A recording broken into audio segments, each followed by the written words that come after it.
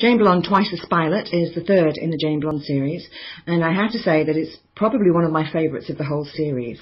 And that's because in this particular book, something happens to all the spies, and they become sort of bigger and better versions of themselves, or in some cases bigger and worse versions of themselves.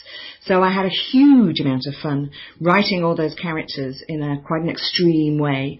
So G Mama's raps became pretty constant, and she was fairly mad the whole time. And Alfie is just the epitome of sarcasm, and can't seem to keep a civil word in his head. So I really had a huge amount of fun with this book, and I hope you like it too. So I'm going to read you a few pages from Jane Blonde Twice the Spylet. What's happened here is that Jane has been sent up to clean her room, and G Mama, her Spike, is going to help her to spy-proof the room so that she's ready for if anybody tries to get in. So here we go. G Mama pulled a face. Cleaning? Ew! Well, don't expect me to help you with that. Although, yippee, yes, yo-yos. It seems like as good a time as any to spy-proof your room. Go on, girly girl, let's clean.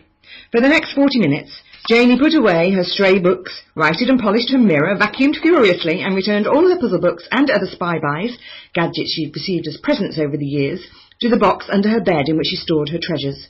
G Mama, she said eventually, what has this got to do with spying? And why are you sitting there watching? You missed a bit. G Mama sniffed, licking icing sugar off her fingers from the doughnut she'd been sure to bring with her. And for your information, I am not watching, I am spiking. We'll be able to lay traps only when you know exactly where everything is, and that everything is spanky clean and sparkly. That'll do. Now, she said as she jumped off the bed, back to that mirror. As they stood before the dressing table, G Mama licked the end of her little finger and drew a short line across the surface of the glass. I just polished that, said Janie. Watch and learn, Zany Janie, watch and learn. The track of saliva on the mirror had completely disappeared. Janie looked at it and shrugged. What did that prove? But then G Mama leaned forward and blew gently on her reflection. A puff of condensation clouded the mirror, and right across the polished surface was a clear, finger-width line. You see? G Mama stood back to let the mist clear, then did it again. Right, I get that now. If someone comes in and breathes on the mirror, I'll be able to see it. Yes, or you can leave an invisible message for me to pick up. Good. Now, what else?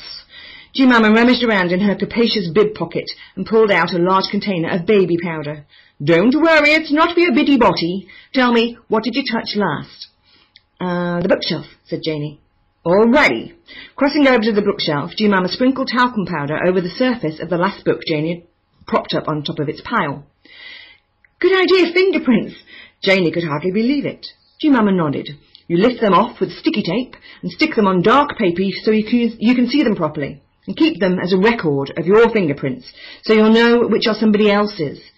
I know, said Janie. Now she was on the case. She followed G Mama around, fascinated, as the spike opened a drawer slightly and drew a pencil line on its side to mark its position, so Janie could tell if anyone moved it. Then drew another faint line down the side of the stack of homework books on Janie's desk for the same purpose. Finally, G Mama leaned over to Janie's head and yanked out a couple of her pale brown hairs. Ow! You could have warned me. What's the spy motto, Blondette? Surprise, surprise, surprise. Now stop whinging and get busy. Once again G Mama licked the end of her finger, but this time she used it to moisten the ends of the hairs she'd plucked from Janie's head, and stuck one across the window frame, and the other across the lid of Janie's spy-buys box. Invisible to everyone else, but if you come back in and those hairs are broken or missing, we'll know someone's been in here. G Mama, that's brilliant!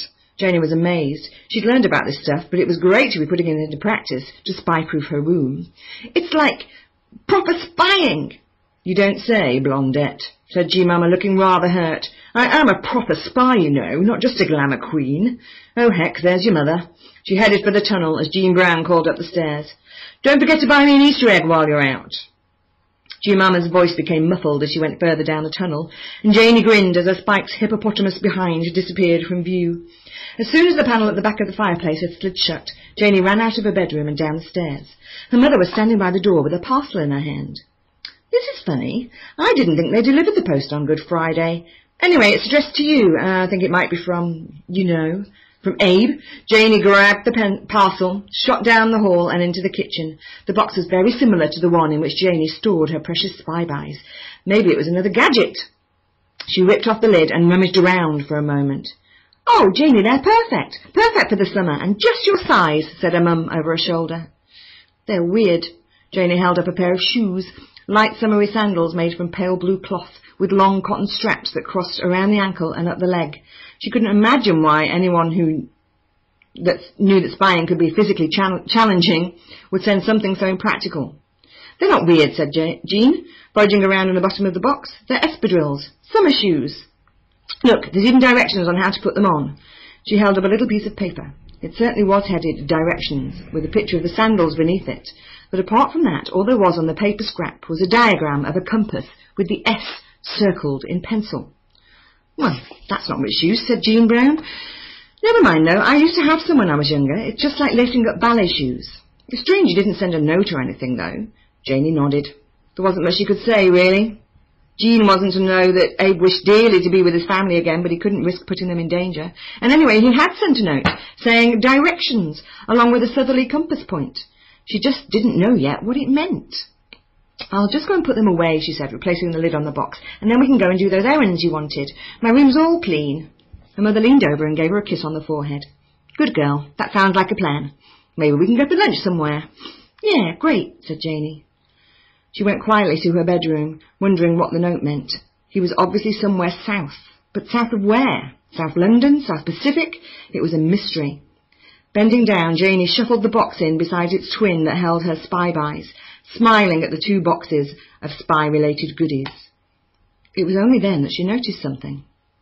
The hair that G-Mama had stuck across the spy-buys box just half an hour before was missing. Janie's guts churned. Her spy instincts were suddenly all a-quiver, ready to alert her to danger.